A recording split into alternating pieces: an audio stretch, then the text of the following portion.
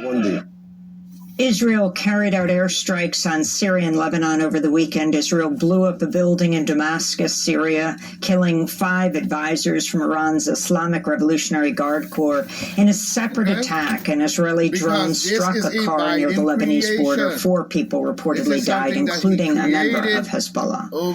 Hours after Israel bombed Damascus, Iranian-backed militants in Iraq fired missiles at an airbase housing U.S. forces. U.S. Central Command reports a number of U.S. personnel are being evaluated for traumatic brain injuries. On Friday, the United States bombed Houthi targets in Yemen for at least the 6th time over the past 10 days.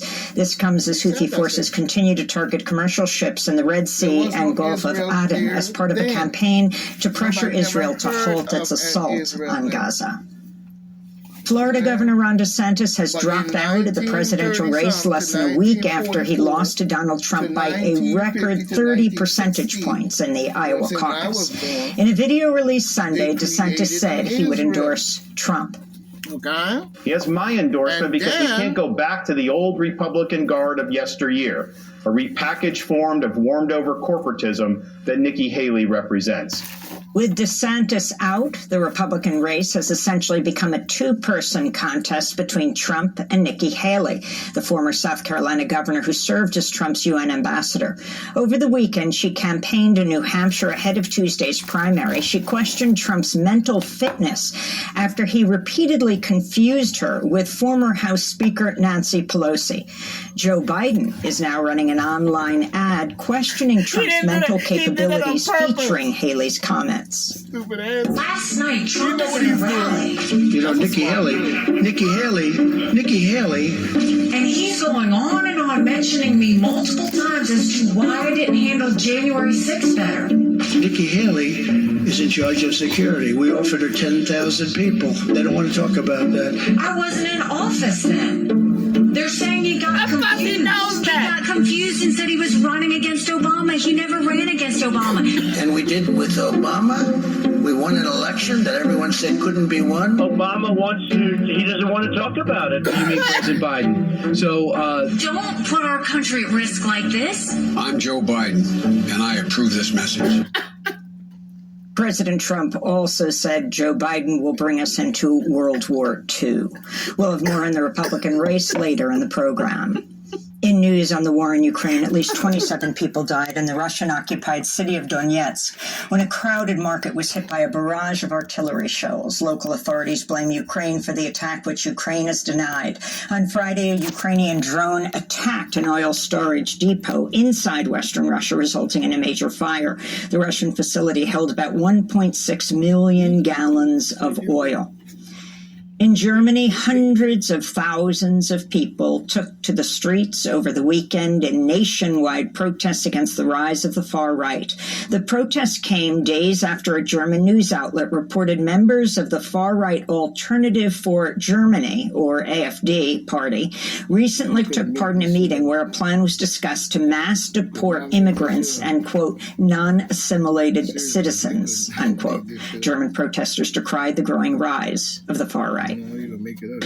Es ist mir vor allem wichtig, weil ich das Gefühl habe, it is particularly important to me because I have the feeling that the same thing is happening again, as it happened with the Nazis back then. The whole shift to the right is being normalized. People would rather work with the right than with the left, and it's important to set an example. There are left-wingers. We are here. We are many, and we are against it. Indian Prime Minister Narendra Modi has inaugurated the controversial Ram Temple, a massive Hindu temple built on the ruins of a historic mosque in the northern town of Ayodhya.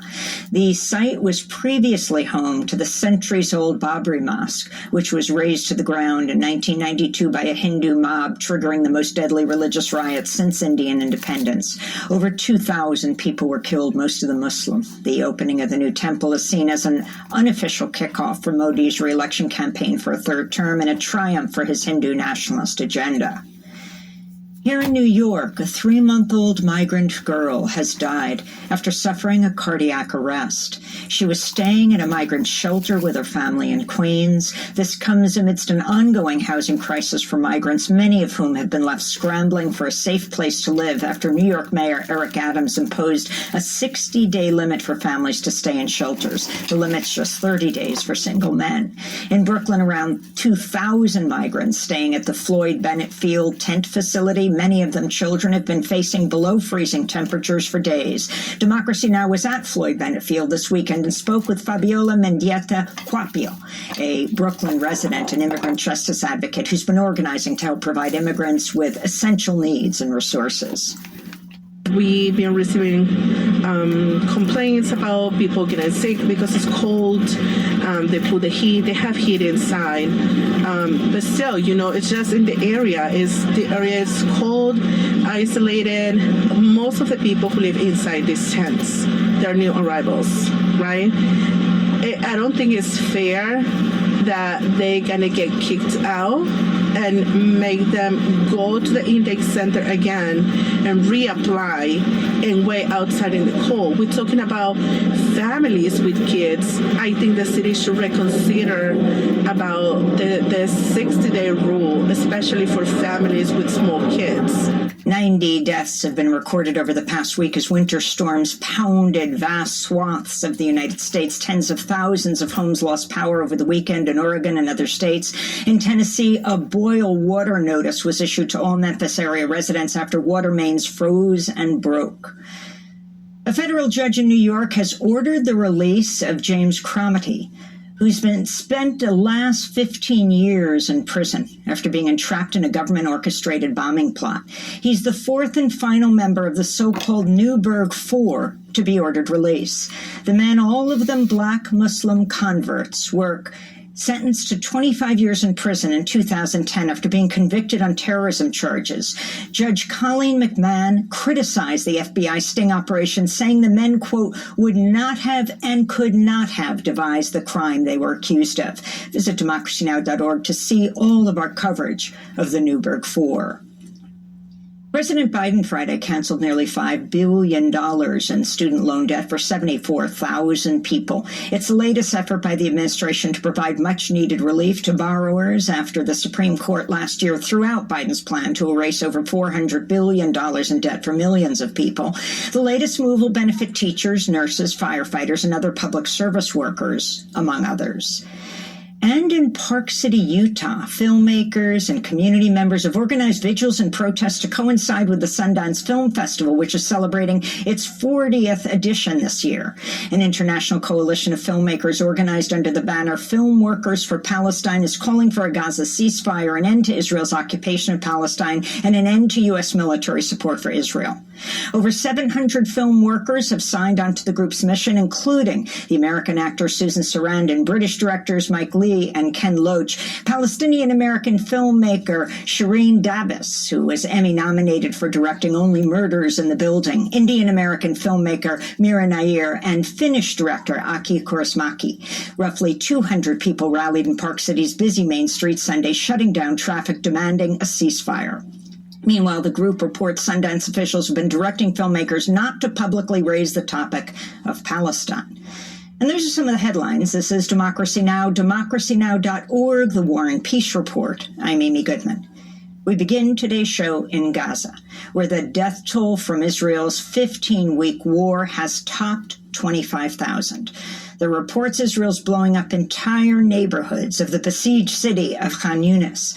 Al Jazeera reports Israel's targeted hospitals, ambulances, and schools in the city where thousands of civilians are sheltering. Meanwhile, the Wall Street Journal reports the United States, Qatar, and Egypt are pushing Israel and Hamas to take part in what the paper describes as a phased diplomatic process involving the release of hostages held in Gaza and the eventual withdrawal of Israeli forces from Gaza. After the report was published, the Israeli Prime Minister Benjamin Netanyahu said he rejects the proposal because it calls for the war to end. On Thursday, Netanyahu also publicly rejected calls by the Biden administration for the future establishment of a Palestinian state and called for Israel to be in control of the region from the river to the sea. I clarified that in any arrangement in the foreseeable future, with an accord or without an accord, the State of Israel must have security control over the entire territory west of the Jordan River. This is a necessary condition. It clashes with the principle of sovereignty. What can you do? I tell this truth to our American friends, and I also stopped the attempt to impose a reality on us that would harm Israel's security. A prime minister in Israel should be able to say no even to our best friends, say no when necessary, and say yes when possible. This comes as Netanyahu faces growing domestic pressure to bring home the remaining 130 hostages held in Gaza. Earlier today, the Israeli Knesset session was suspended after hostages' families disrupted a committee meeting demanding lawmakers do more to free their loved ones. Protesters also blocked entrances to the Knesset. For more, we're joined in Cairo, Egypt, by Mossab Abu Toha, Palestinian poet and author who was detained by Israeli authorities as he and his family fled Gaza. He wrote about his experience in a New Yorker article headlined "A Palestinian Poet's Perilous Journey Out of Gaza." He's a columnist, a teacher, a founder of the Edward Said Library in Gaza, also the author of the award-winning book titled "Things You May Find Hidden in My Ear, Poems from Gaza." Mossab, welcome back to Democracy Now! We talked to you just after you made it out of Gaza, following some of your family members. You had been detained. Can you describe that journey and the family members that are still left in Gaza, particularly your brother's wife, who is about to give birth?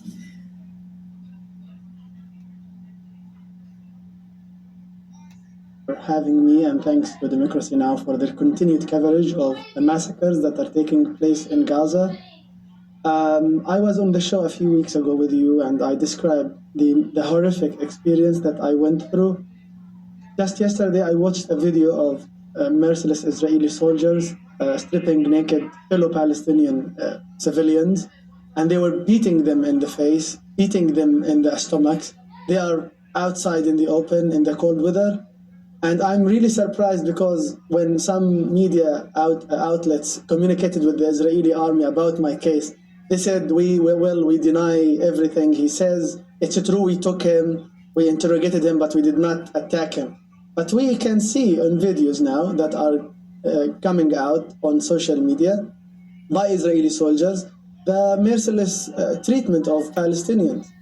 So everything this army is doing is inhumane, is against whatever a child can think of doing. Even a child cannot do anything like that to a cat or to a mouse. Yesterday, my wife told me that my son, every time he is going to sleep, he starts to weep and sob and cry out loud sometimes. And he asks about his friends in Gaza. Are they eating well? Do they have water?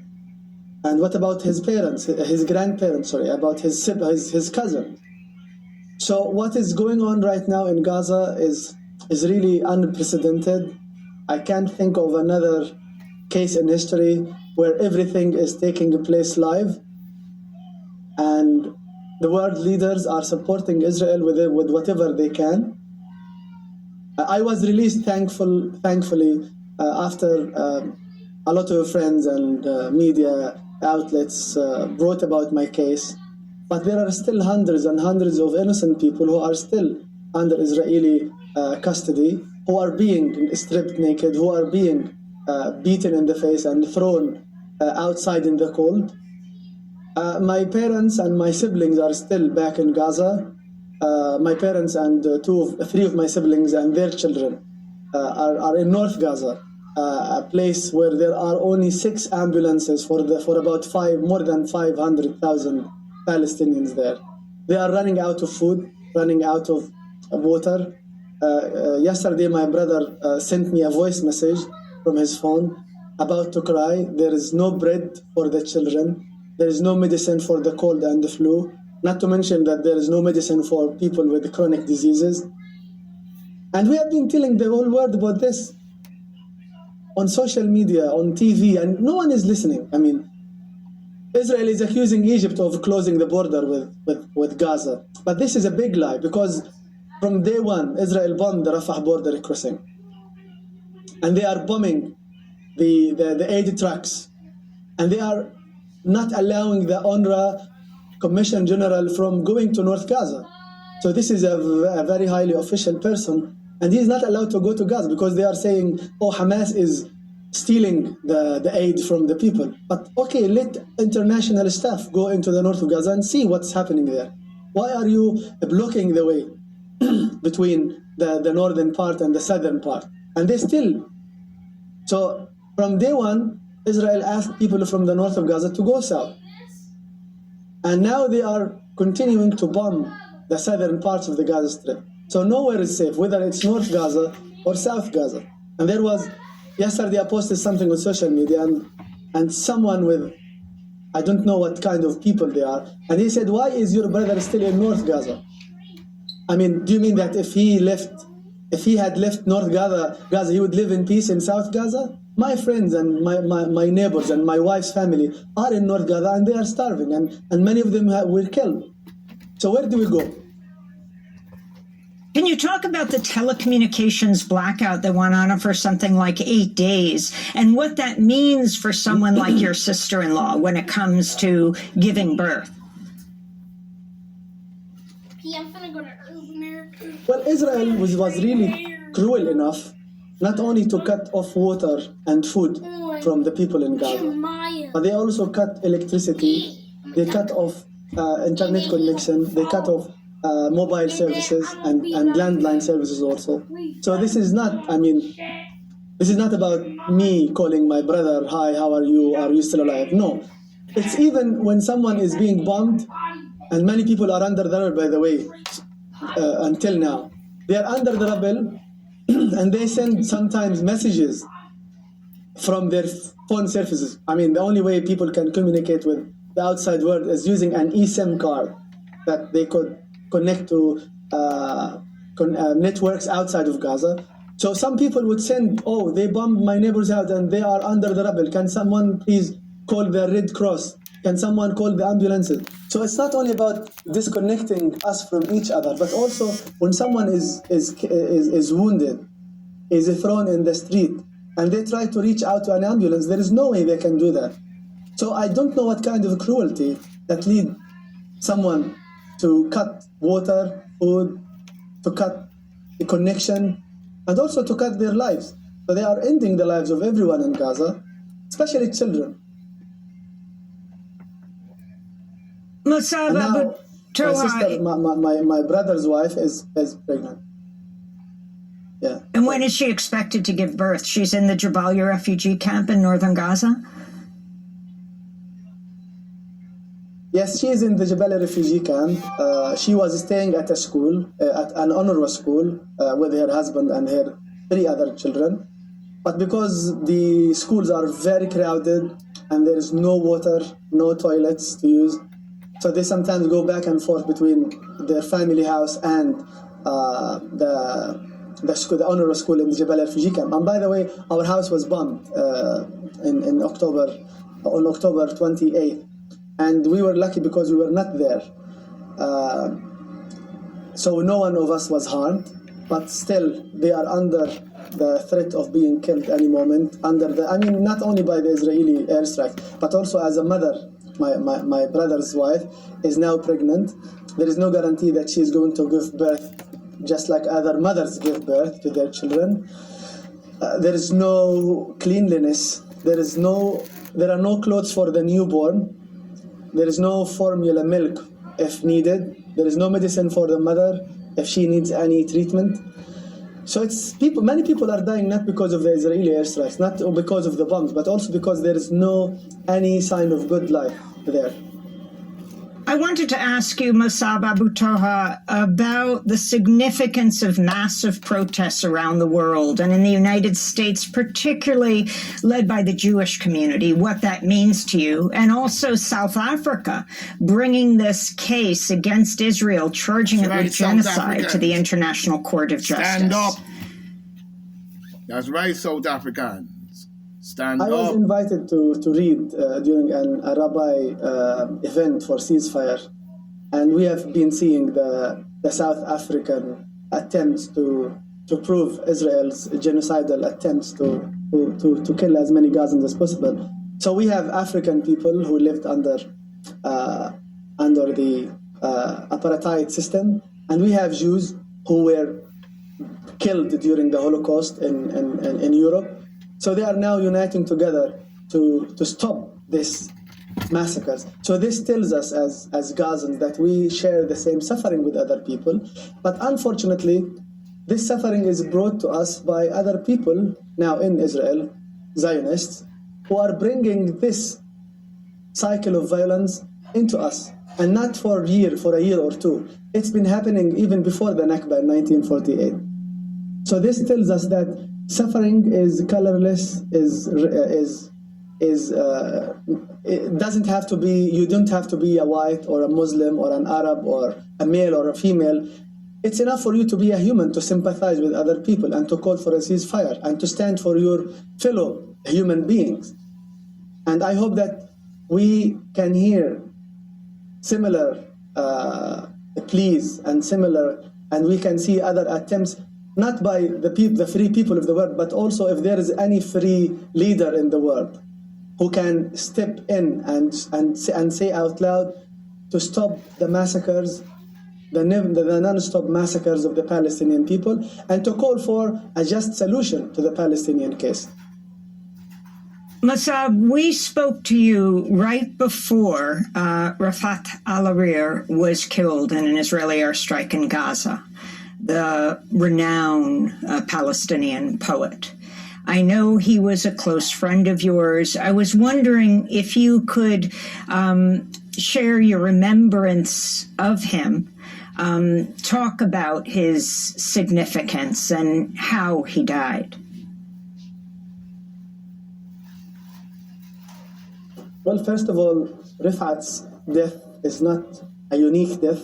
There are many other intelligent and wonderful and lovely people who were killed the same way. And by the way, many people don't know this, but Rifat's body is still under the rubble of the house that was bombed. So I want everyone to imagine that your brother, that your father, that your neighbor was not only killed, but his body is still under the rubble, and the body is starting to decay.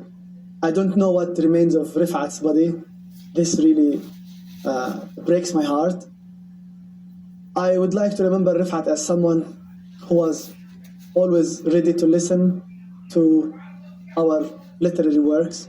He liked to read some of Shakespeare's sonnets, of John Donne's poems. He was a huge fan of John Donne. I would like to remember Rifat as someone who loved to go to strawberry farms and pick strawberries with me and to play pun games. Rifat is someone who didn't want to die, and in his poem, If I Must Die, he didn't say if I die, if I must die. If my death was a necessity, let it be a hope, let it be a tale, let it bring hope. And it's really